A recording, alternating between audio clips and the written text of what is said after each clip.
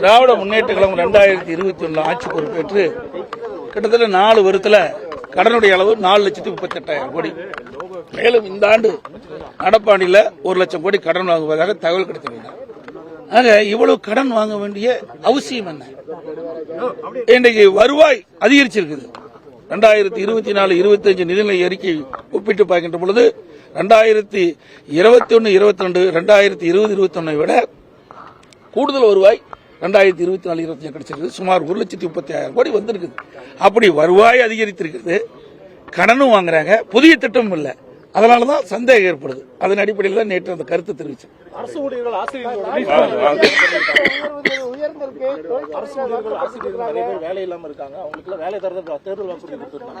அதாவது திராவிட முன்னேற்ற கழக தேர்தல் அறிக்கையில திராவிட முன்னேற்ற கழகம் ஆட்சிக்கு வந்தா அரசு பணியிடங்கள் 4 லட்சம் காலியாக இருக்கின்றது, அதை நிரப்பப்படும் என்று அந்த அரசு ஊழியர்களை ஏமாற்றி இளைஞர்களை ஏமாற்றி வாக்களை பெறுவதற்காக அந்த அறிவிப்பை கொடுத்தாங்க.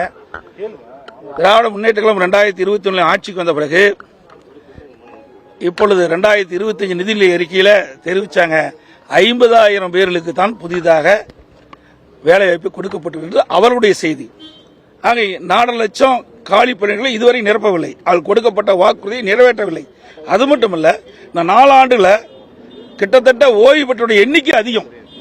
2 மாசத்துக்கு முன்பு கூட ஒரே மாதத்தில் 20,000 பேர் அரசு ஊழியர்கள் இன்றைக்கு பணி ஓய்வு பெற்றிருக்காங்க. அப்படி பார்க்கின்ற பொழுது இந்த 4 ஆண்டுல சுமார் 75,000க்கும் மேற்பட்டவர்கள் பணி ஓய்வு பெற்றிருக்கிறாங்க.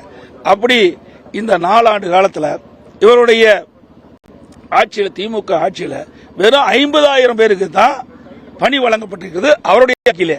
அப்படி என்றால் திராவிட முன்னேற்ற கழக தேர்தல் அறிக்கை ஒரு பொய் அறிக்கையாக தான் பார்க்கப்படுகிறது.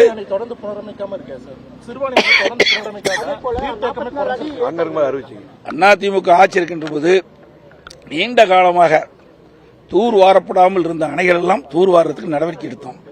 ஏன் மேட்டூர் அணையை சுமார் 83 ஆண்டு காலம் தூர் வாரா இருந்தது, மிகப்பெரிய அணை.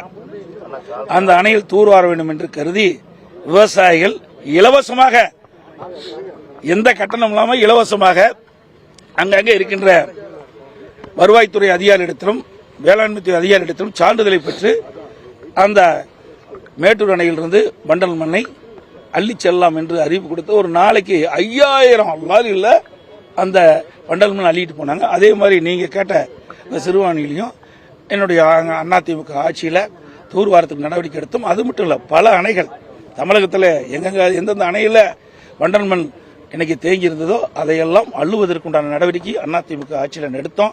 ஆனால் ஆட்சி மாற்றத்துக்கு பிறகு இதுவரைக்கும் அந்த அணை தூர்வாருவதாக எனக்கு கிடைத்த தகவல்படி இல்லை என்றுதான் பார்க்க. பிளே ஸ்டோர் மற்றும் ஆப் ஸ்டோரில் இருந்து பாலிமர் செயலியை QR கோடு மூலம் பதிவிறக்கம் செய்யுங்கள். செய்திகளை உடனுக்குடன் பெறுங்கள்.